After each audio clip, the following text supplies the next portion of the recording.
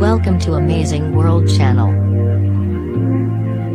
Brussels. Reuters The European Commission on Wednesday proposed transferring some powers to oversee the financial sector from national capitals in a move to extend the EU's grip on the industry as the bloc prepares for the departure of London, its main financial hub.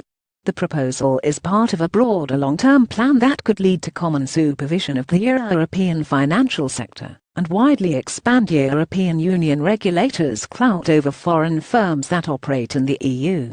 What we are proposing is a gradual approach, the Commission's Vice President Valdis Dombrovskis said.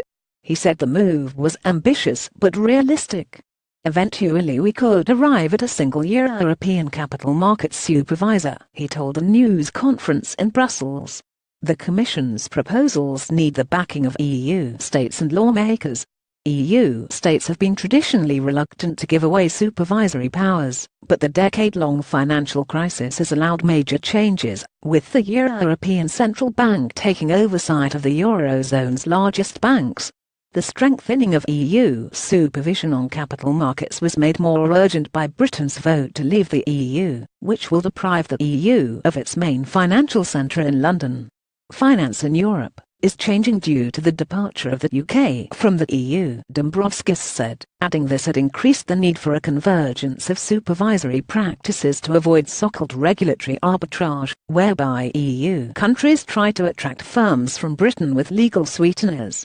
Market access. The Commission also proposed to further strengthen EU powers over foreign financial firms allowed to operate in the EU, when their country's legal systems are deemed equivalent to the bloc's rules. The move is expected to have an impact on Britain-based financial firms after Brexit, as they may be subject to a stricter oversight and higher possible risks of abruptly losing access to the EU market. Among the European industries that, under the proposal, would immediately be subject to direct EU supervision are critical financial benchmarks such as the Euro Interbank Offered Rate Euribor, used to price billions of euros worth of derivatives, and, in some countries, to determine the interest rates on mortgages. Insurers will also be more strictly supervised by EU regulators in devising their internal models to calculate risks.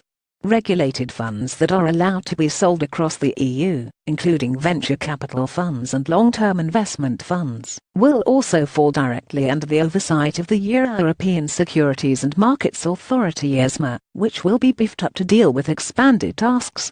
The Commission shied away from proposing the merger of the other two EU financial regulators, the European Banking Authority (EBA) and the Frankfurt-based European Insurance and Occupational Pensions Authority (EIOPA).